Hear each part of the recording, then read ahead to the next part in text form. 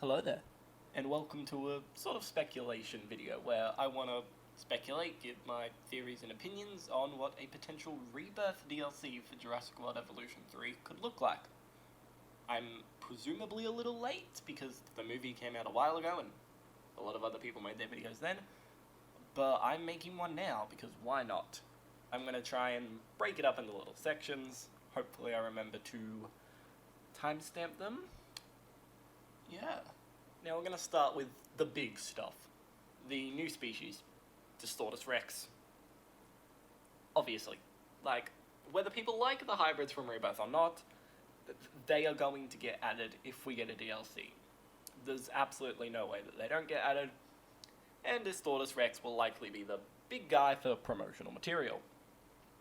I'm really interested, if we do get Distortus, which I really hope we do, I'm really excited to just see what kind of animations it'll bring to the game, because there is nothing else that looks like it. Nothing at all.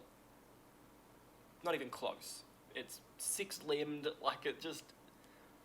I'm excited to see animations. That's my big point. Obviously, it's a hybrid, so there'll be no sexual dimorphism or juveniles coming with it. Logically. The skins could be really cool. I'm really excited to see what they could potentially do for the skins. And it'll obviously have its Jurassic World Rebirth skin. The Mutodon. The other hybrid in the film, which I know is a lot more controversial. Because it can fly. Does it look like it can fly? No. What do I think of Mutodon? I think it's cool. I don't think it should be able to fly. And it's really, the feedback from the Mutodon is really going to depend on whether or not they give it the ability to fly, and whether they make it an Avery creature. I feel like it most likely will, especially with the pterosaurs and that being able to crawl and walk properly. They'll definitely add it in the Avery, is my guess. I don't know if there's actually any differences between the multiple Mutodons that we see skin-wise. So I think they'll probably only come with their one skin. Again, no sexual dimorphism for them because the rest of the hybrids don't have them, and it would be dumb to give it to these ones. Now, the new species that actually existed. Titanosaur. We did just get Patagotitan, but again, Titanosaur will obviously be in the DLC if we get one, and I am very excited to see its skins. It's also just such a unique sauropod, because it has that massive tail, it's huge, it has that super cool sail. It's going to be so unique compared to the rest of the sauropods in the game, and the skin potential is there. I feel like Patagotitan could have gotten a lot more skins, or a lot more experimental with the patterns, and I'm hoping that they take the opportunity here with Titanosaur. Fingers crossed. Anorognathus. Now, they do not get a lot of screen time. They get 4 seconds. But it's canon. People are going to be mad if it's not in there. And I think this would only... It's a good another slot. It gives us a decent amount of new species. And it's something similar to Jeholopterus, which we had in the last game, which would fill that niche, considering Jeholopterus has been cut. Aqualops. When I was doing my quick little rundown for the video and trying to quickly plan what I was going to say, I forgot Aqualops existed, because it was so irrelevant in the film, and I forgot it did anything. But no, it was there. Obviously come with its movie skin, and it'll be kind of cool. It's a little bit copy-paste.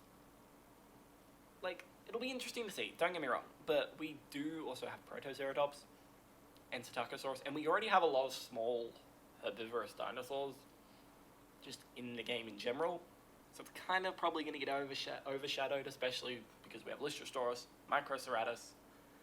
It's going to get overshadowed a lot, but it would be super cool, and again, it's canon. It's going to make the cut. Now, unless I'm mistaken, that is all the new species. Now, what is likely going to be the most popular thing to come out of the DLC would be the new variants, particularly for Spinosaurus and the Quetzalcoatlus, because, let's be honest, both of those models are better. probably a very controversial opinion, but I think both of the models are better. Don't get me wrong, I love the JP3 Spino, and I love the Dominion Quetzal, but something about the other models that we got for Rebirth just look so much better. They feel so much cleaner. I'm excited to see them come to the game. Spinosaurus is very obviously the more popular one. It's much closer to a proper paleo-accurate one because it looks more like Spinosaurus does. And that's nothing on, Frontier or Universal, because for 2001 it was. They had it right. They had it pretty close. You can't really fault them too much. But it's changed. Spinosaurus was a lot more finny and a lot more amphibian-y, we believe. So hopefully we get this new variant. It would be really cool. I know people still have problems with it. People have problems with everything. Get over it. Will we get 4 skins for it? I don't know. Because, if I'm not mistaken, we do see 4 in the movie. We see 4 with complete different sail patterns. I don't know if we'll get 4. Specifically because we only really see 3 at one time. Oh, I guess we do see 4 at the same time, but 4's a lot. I don't know, 4's just a lot. It doesn't sit right with me. We might get 4. If we do, that'll be cool. But I'm more excited to, again, see what Frontier's going to do with the other model. And we might actually get sexual dimorphism, unlike the new species. So that'd be pretty cool. Or unlike the hybrids. I'm really excited to see the skins for this one. And the Quetzalcoatlus model. Because, well, I do like the Dominion one. I like both of them. But the Rebirth one's just better. I don't know, it just looks better. It's a lot smaller, I think, as well. Which I don't know if they're going to properly implement that, or if they'll just keep it the same size as the other one. But again, the sexual dimorphism is going to be really cool. The babies are going to be adorable. So that's fun. That's something to look forward to. And I hope we get them. And the Mosasaur variant is also something that I would love to see get added. Again, I really think it will. I hope it does, and it should. Obviously, the Mosasaur there's some controversy about what kind of Mosasaur it is comparative to the one from Jurassic World, but that's irrelevant for the time being. What I'm talking about is that the Mosasaur skin is cool, and it's rubbery. Most likely what Mosasaur actually looks like, and not some weird scaly reptile thing. I do like the Jurassic World Mosasaur design. I think it's really cool, but I would prefer the more sleek looking one. What I'm curious about is, for anyone who purchased the deluxe edition of the game, the Lux Mosasaur is actually, it's tabbed in the hatchery as a different variant. So is Mosasaur going to have 3 there? Just something to think about, I guess. Now, for the skins, from what I'm aware of, we see 3 new skins for previous species. The T-Rex skin for the Rebirth Rex, the new Compsognathus skin, like the reddish-green, reddish-blue looking one, and I believe the Raptor skins are new. I believe the Raptors that we see have new skins. I don't know if those skins will make it, along with the Compsognathus, because they're on screen for a very short amount of time.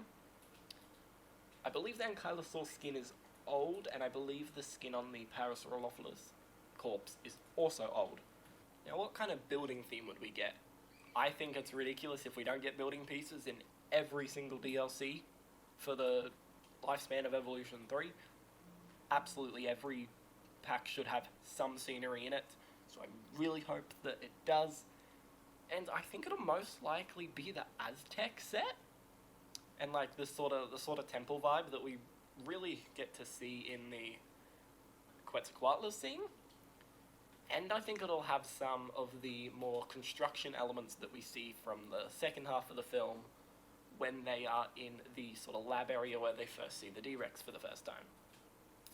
I feel like we're going to get a little bit of that scenery and a bit of the Aztec scenery, kind of blend it together, sort of double pack thing, because there are some really cool pieces that I would love to see because they're cool, and we need more pieces in the game.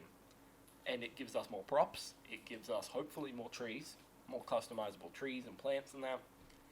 And I'm all for my plants. I would also love to see, I don't think we will, because it kind of does not fit in at all with the actual structure of Evolution 3 and that, but I would like to see a challenge mode or a campaign or something similar to Rebirth's plot, or just something similar to it. I have no idea how they would do it. You could be going to the island that they are on and going there and regenerating it or something. Recouping the island, make it functioning again. That's kind of a cool idea. Sort of like the Jurassic World Fallen Kingdom Chaos Theory mode that was in Evolution 2.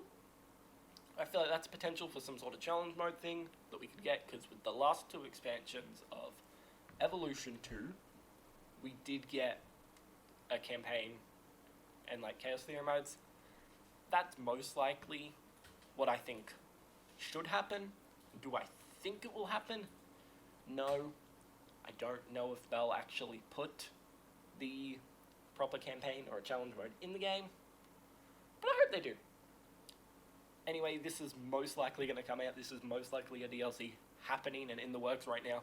So I'm incredibly excited for not only this to come out, but for us to start seeing what kind of DLC we're going to get soon, and what structure the DLCs are going to take. How many species will they have? Will they include scenery? Etc. But in the meantime, thank you all so much for watching, and I'll see you in the next one.